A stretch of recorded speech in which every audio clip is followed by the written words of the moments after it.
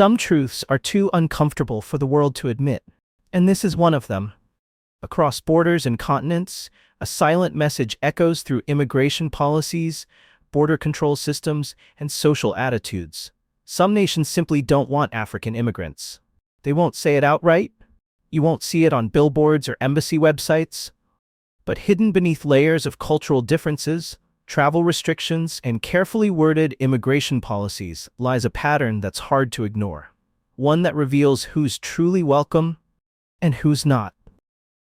In today's video, Top 10 Countries That Don't Want African Immigrants, the harsh truth about global migration, we'll uncover how international relations, human rights issues, and the global immigration debate have quietly drawn invisible lines across the map, separating opportunity from rejection. This isn't about spreading fear. It's about exposing the realities behind immigration challenges, social issues, and the unspoken barriers Africans face when seeking a fair chance abroad.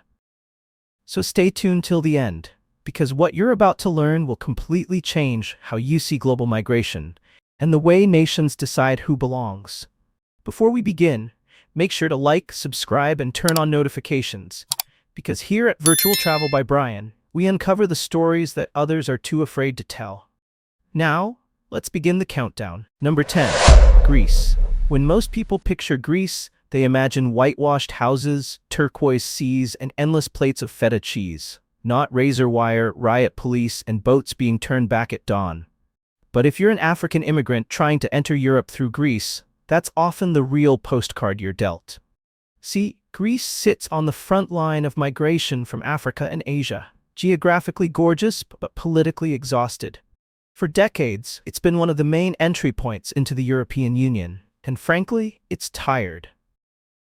The country's economy was wrecked after the financial crisis, unemployment still hovers around 10%, and social systems are stretched thinner than a €2 sandwich. So when the migrant boats keep coming, Greece doesn't exactly roll out the welcome mat, it rolls out the Coast Guard. According to multiple human rights reports and investigations, Greece has repeatedly been accused of pushbacks, a fancy term for intercepting migrant boats and sending them back to where they came from, often without processing asylum claims. It's technically illegal under international law, but apparently, when you call it border management, it sounds more organized. The country has also tightened its land border with Turkey, a 212-kilometer stretch that's now packed with barbed wire fences, drones, and thermal cameras. For African migrants making that journey, it's less crossing into opportunity and more welcome to the world's toughest obstacle course. Even those who make it in often face long asylum delays, limited housing, and a bureaucratic maze that could make you wish you stayed home and opened a food truck instead. And while the Greek people are famously warm and hospitable, that kindness often doesn't extend to undocumented migrants. The strain on infrastructure, hospitals, housing, education, has fueled resentment, and far-right groups have happily used that frustration to stir up anti-immigrant sentiment. So what does that mean in plain English? It means that for Africans trying to reach Europe through Greece, it's like knocking on a door that looks open in the brochure, but locks itself when you arrive. Greece might be part of the EU, but its migration reality feels like a whole different continent. One where policy and politics speak louder than humanity. Beautiful country? Absolutely. Easy place to start over? Not even close. And that's why Greece lands at number 10 on this list. The gateway that promises paradise, but delivers paperwork, patrols, and a polite but firm, not today. Number 9. Austria. Austria. The land of Mozart, snow-capped mountains, and picture-perfect villages that look like they were designed by a fairy tale architect. But for African immigrants, that fairy tale tends to skip straight to the part where the villagers start whispering behind your back. Austria might seem calm and charming on the surface, but beneath all that alpine tranquility lies one of Europe's most skeptical attitudes toward non-European immigration. Let's just say if countries had trust issues, Austria's would come with a 300-page policy document. Polls consistently show that a large portion of Austrians believe immigration, particularly from Africa and the Middle East, threatens their cultural identity. And politicians? They're not exactly fighting that narrative. The country's right-wing Freedom Party, FPO, has built much of its success on the promise of protecting Austrian culture, which, when you translate the political spin, often means less brown people, please. They've pushed for tighter asylum laws, reduced social benefits for migrants, and campaigned on slogans that could make even your grumpy uncle at Thanksgiving blush.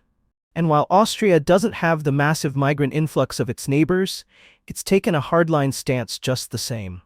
Border checks are stricter than ever, residency permits come with layers of red tape, and the asylum approval rate for African applicants remains frustratingly low. In fact, according to recent EU data, Austria approves only around 35% of asylum claims from African nations, meaning 2/3 of applicants are politely shown the door or stuck in legal limbo. Even those who manage to stay face the invisible walls of integration. African migrants report difficulties finding jobs, renting apartments, or simply feeling accepted.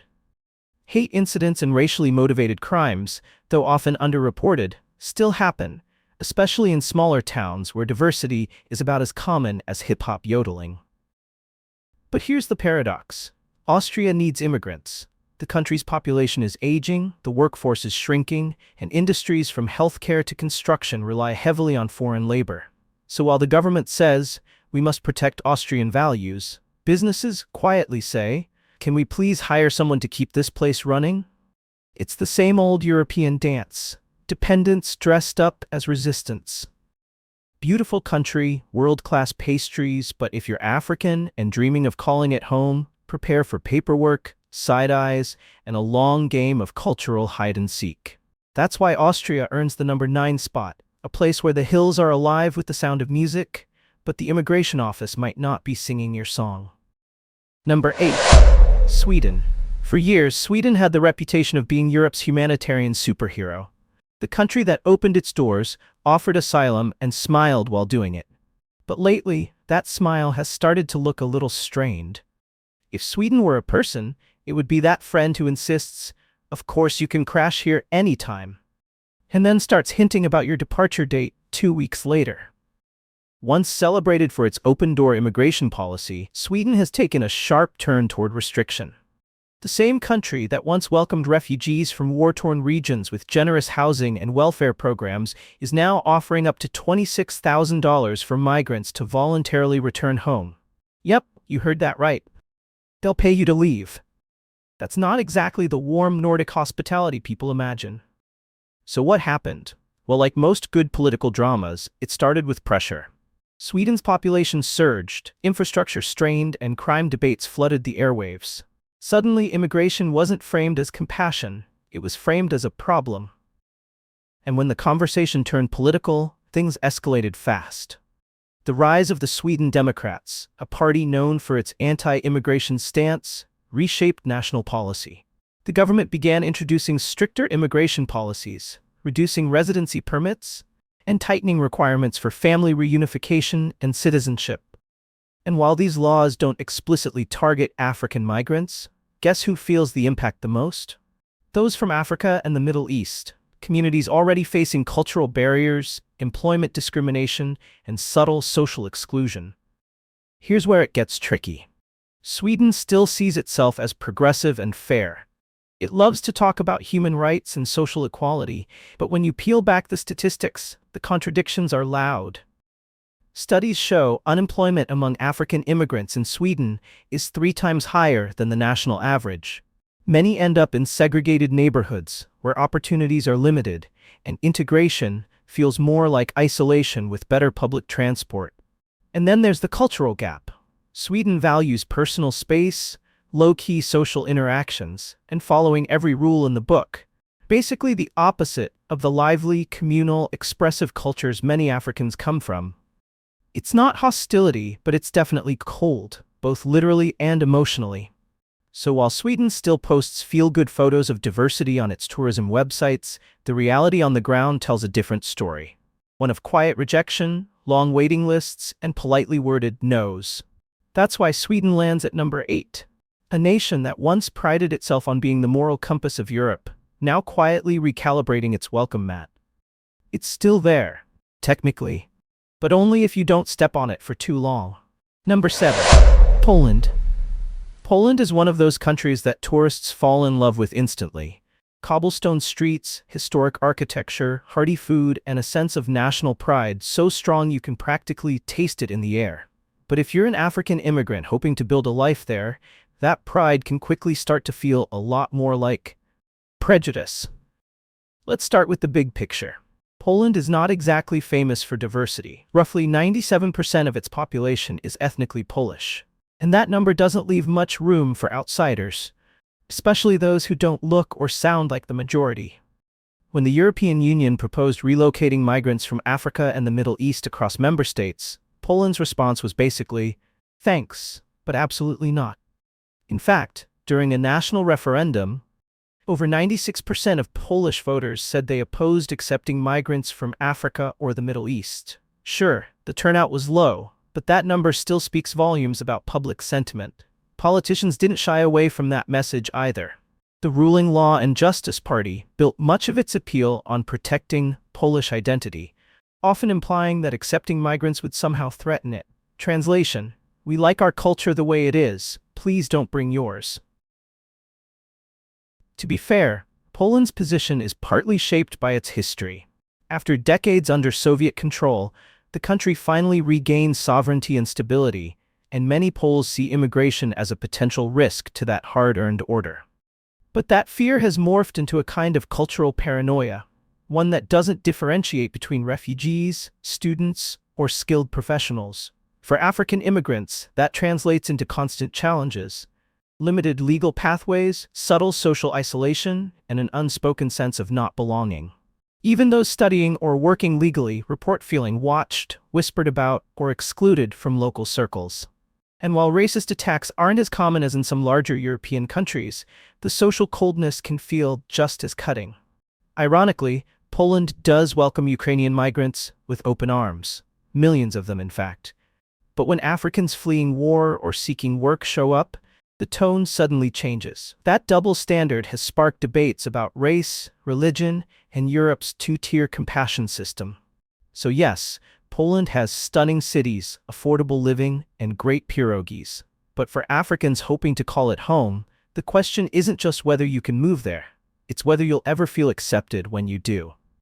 That's why Poland lands at number 7, a country that proudly guards its borders, its culture, and apparently its comfort zone. Number 6. Hungary.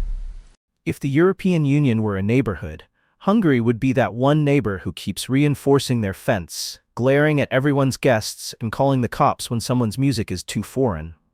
It's not that Hungary hates company, it just really prefers that visitors look, talk, and think exactly like Hungarians. Let's get real. Hungary has become the poster child for anti-immigration politics in Europe. Prime Minister Viktor Orbán practically built his political empire on warning citizens about the dangers of non-European migration.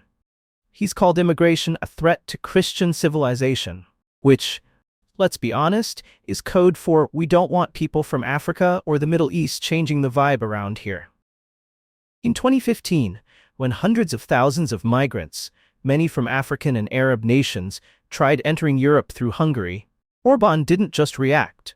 He overreacted. The government built a 175-kilometer border fence, lined with razor wire along Serbia and Croatia, deployed troops, and even passed laws criminalizing illegal entry. Human rights groups called it cruel. Orbán called it necessary.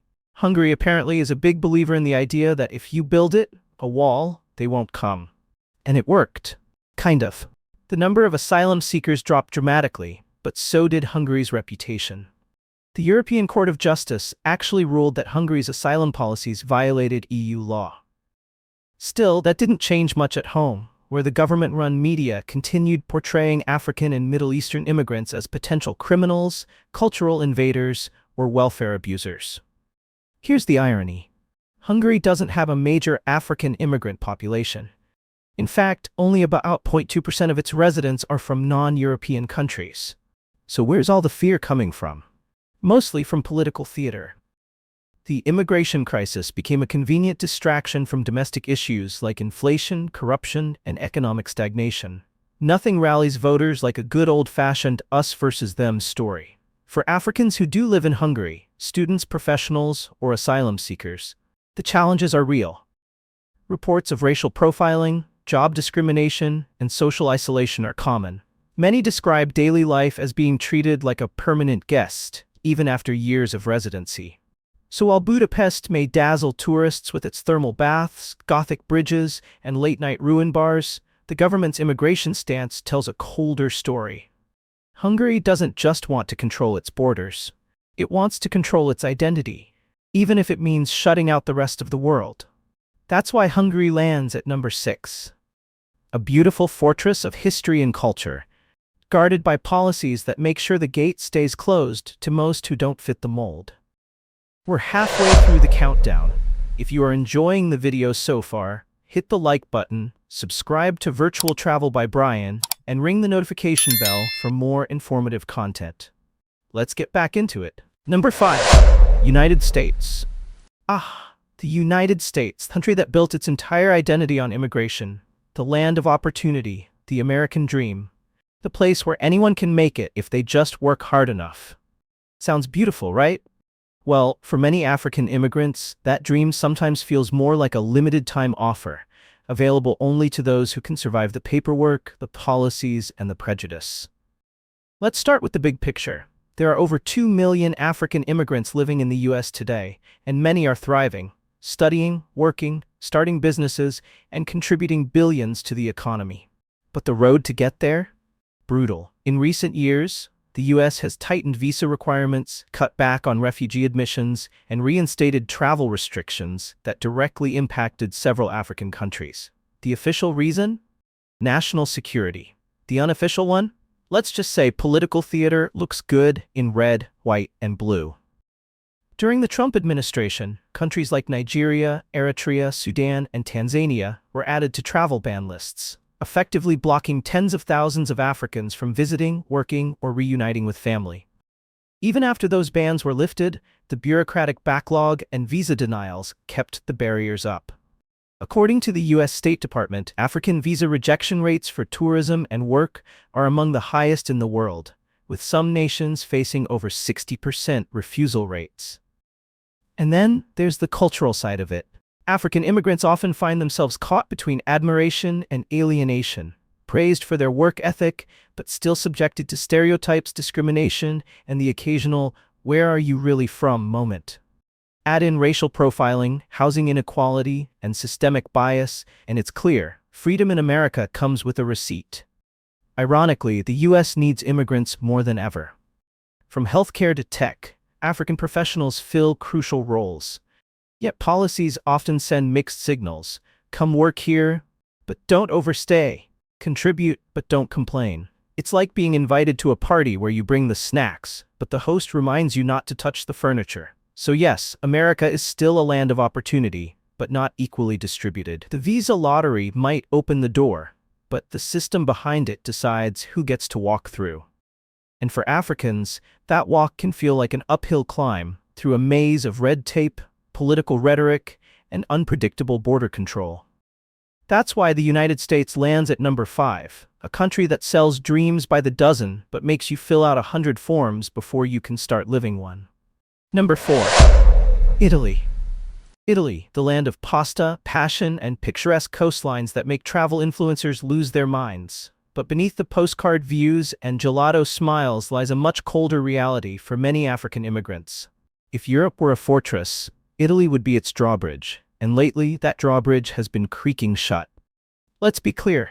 Italy has a long and complicated relationship with African migration. As one of the main entry points from North Africa, across the Mediterranean, it sees tens of thousands of migrants arrive on its shores every year. But instead of gratitude for surviving one of the world's most dangerous sea routes, many are greeted with suspicion, bureaucracy, and sometimes outright hostility. For years, Italy has struggled to balance compassion with control. It spent millions on border patrol operations, detention centers, and deals with countries like Libya to stop migrant boats before they even reach Italian waters. The official explanation? Security and order. The unofficial truth? The government, especially under right-wing leadership, wants to cut the number of African and Middle Eastern arrivals by any means necessary. Here's where it gets messy. Public opinion in Italy has shifted dramatically over the last decade. While some Italians advocate for refugee rights and humanitarian aid, others blame immigration for unemployment, crime, and cultural change. Surveys show that more than 60% of Italians believe immigration from non-European countries has gone too far. That sentiment has fueled the rise of nationalist parties like the Lega Nord and Brothers of Italy, whose campaign posters might as well read, "Welcome to Italy, but not too many of you."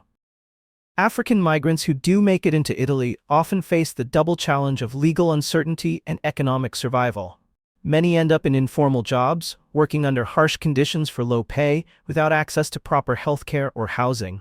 And despite Italy's reputation for warmth and hospitality, racism remains a stubborn issue, from biased landlords to discriminatory policing. To Italy's credit, it's not all hostility. There are grassroots organizations and church groups offering real help to migrants trying to rebuild their lives. But the national conversation is dominated by fear and politics, not empathy. And when politicians talk about defending Italian culture, it's pretty clear who they're defending it from. So while Italy might look like the romantic gateway to Europe, for many African immigrants, it feels more like a waiting room with no exit. Beautiful view, tough odds, and endless paperwork. That's why Italy lands at number 4, a country caught between compassion and control, where the sea may be blue, but the welcome is often ice cold. Number 3, Denmark. Denmark often tops the charts for being one of the happiest countries on earth. Beautiful architecture, efficient cities, free healthcare, and people who seem to glide through life on bicycles, powered by good vibes. But if you're an African immigrant hoping to share in that happiness, let's just say, Denmark's smile fades pretty fast at the border. Here's the irony. Denmark preaches equality, progress, and community, values that sound great on paper. Yet when it comes to immigration, especially from non-Western countries, the nation's policies could make even a strict border officer blush. African and Middle Eastern immigrants fall squarely into what the Danish government calls non-Western. And trust me, that's not a compliment in bureaucratic Danish. For over a decade, Denmark has been tightening immigration rules like it's in a contest to see who can make entry the hardest. There's the ghetto law, for instance. Yes, they actually call it that, targeting neighborhoods with too many non-Western residents. Under this policy, the government can evict families, demolish housing, and relocate residents in the name of integration. Translation: if too many people who look like you live here, we'll fix that. The Danish People's Party, a major political force, has long pushed the narrative that immigration threatens Denmark's social fabric. Their campaigns openly link migrants to crime, welfare abuse, and loss of cultural identity. The message? We love our cozy culture, but please, keep your diversity somewhere else. Data backs up the mood. Surveys show around 60% of Danes favor reducing immigration from non-Western countries, and asylum acceptance rates have dropped sharply in recent years. Denmark has even considered outsourcing asylum processing to countries like Rwanda, meaning if you apply for refuge in Denmark, you might find yourself relocated to another continent. That's not immigration control. That's outsourcing rejection. And yet, the contradictions are striking. Denmark needs workers in healthcare, construction, and tech, industries where immigrants could fill crucial gaps. But the political obsession with maintaining Danish identity outweighs economic logic. So instead of welcoming qualified African professionals, Denmark's system makes them jump through hoops, language tests, integration exams, and income requirements that feel designed to filter out anyone who isn't already halfway Scandinavian. The result? A country that ranks among the happiest in the world, but not for everyone. African immigrants often describe Denmark as polite but distant, where smiles are mandatory, but inclusion is optional. That's why Denmark lands at number 3, a nation that's mastered happiness but hasn't quite figured out how to share it beyond its borders. Number 2, Japan.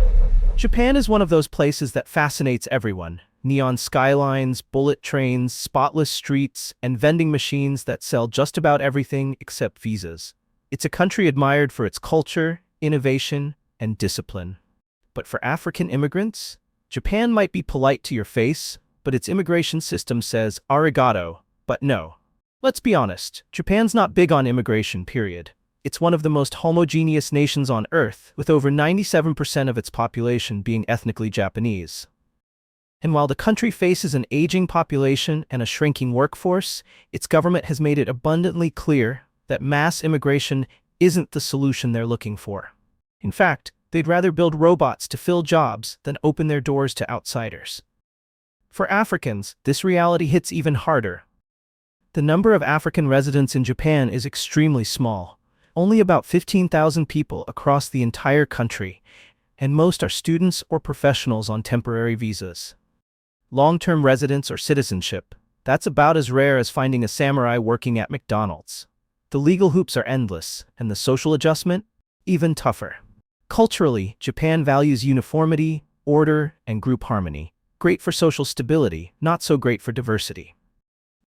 Many African residents report experiences of subtle exclusion, from landlords refusing to rent apartments to employers avoiding non-Japanese hires, regardless of skill level. And while Japan doesn't have overt racism written into its laws, the social barriers do all the heavy lifting. Things reached a boiling point recently when Japan's government proposed deeper cooperation with African nations, think business partnerships and educational exchanges. Sounds great on paper, right? Well, parts of the Japanese public reacted with strong xenophobic backlash, worried about floods of African migrants. That's not just paranoia. It's national anxiety dressed up as policy. And the government isn't exactly trying to change that mindset. They've introduced a technical trainee program that quietly brings in foreign workers for labor shortages but limits their rights, pay, and ability to settle. It's basically immigration with a disguise. We'll take your work, but not your presence. Here's the contradiction. Japan's economy needs new energy, creativity, and labor. But the fear of losing cultural purity keeps the gates shut. For Africans hoping to build a life there, it's a land of opportunity, as long as you don't expect to stay too long. That's why Japan lands at number 2, a nation of grace, order, and technology. But when it comes to welcoming outsiders, it's running on airplane mode. Number 1. Israel. When people hear Israel, they often think of ancient history, sacred lands, and a country that rose from hardship and hope. But for many African immigrants, especially asylum seekers, Israel has felt less like a promised land and more like a permission slip that keeps getting revoked. Here's the thing. Israel has one of the most complex immigration systems in the world, and for Africans, it's a maze with no exit. Over the past 2 decades, tens of thousands of migrants, mostly from Eritrea and Sudan, have crossed into Israel seeking safety from war and persecution. But instead of welcome centers, they found detention facilities and government officials debating how to encourage voluntary departure. Which is political talk for. We'd really prefer if you left. Back in 2013, Israel built a 245-kilometer border fence along its frontier with Egypt, not to stop tourists or traders, but to halt African migration completely. And it worked. In just 1 year, illegal entries dropped by over 99%. The government called it a security success. Human rights groups called it something else: institutional rejection. Those who were already in the country didn't have it much better. Instead of refugee status, most African migrants were given what Israel calls temporary protection, meaning they can stay but without real rights to work, health insurance, or permanent residency. It's like being told, you're safe, but don't unpack. In Tel Aviv and other major cities, tensions between African migrants and local communities have flared over the years. Politicians have described African immigrants as a threat to the Jewish character of the state, while protests from both sides, locals and migrants, have turned streets into shouting matches about belonging and survival. And here's the irony. Israel was built, in part, as a sanctuary for people fleeing persecution. Yet today, it's accused of turning away those in need of the very refuge it once promised. It's a contradiction so deep it practically echoes through the desert. The truth is, Israel's immigration stance isn't just about race. It's about religion, identity, and national control. But for Africans, those nuances don't soften the blow. Whether they arrive by land or seek asylum through official channels, the message remains painfully clear. This door isn't open for you. That's why Israel lands at number 1, a country that knows the value of refuge better than most, yet has built walls so high that even those seeking hope can't climb over. So, there you have it.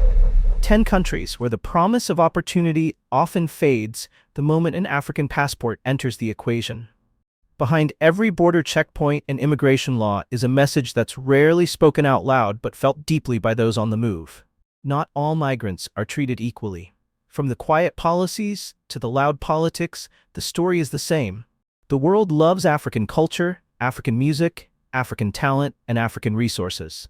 Just not always African people. And that contradiction is what makes this conversation so necessary. Because this isn't just about immigration policies or border control. It's about human rights, international relations, and the ongoing struggle for dignity in a system that was never built for fairness. Global migration exposes the best and worst of humanity. Some countries see diversity as strength, others see it as a threat.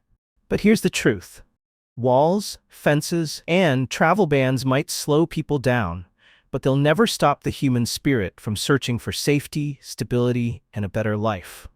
Africans have crossed deserts, seas, and centuries of bias, and they're still moving forward. That resilience is something no country can block. If this video opened your eyes, drop a comment below and tell me your thoughts. Do nations have the right to decide who they let in? Or have immigration policies gone too far in dividing the world by color, class, and culture? Don't forget to like, subscribe, and share this video so more people can see the realities behind global migration and the experiences African immigrants face every day. Because here on Virtual Travel by Brian, we don't just talk about travel. We talk about truth.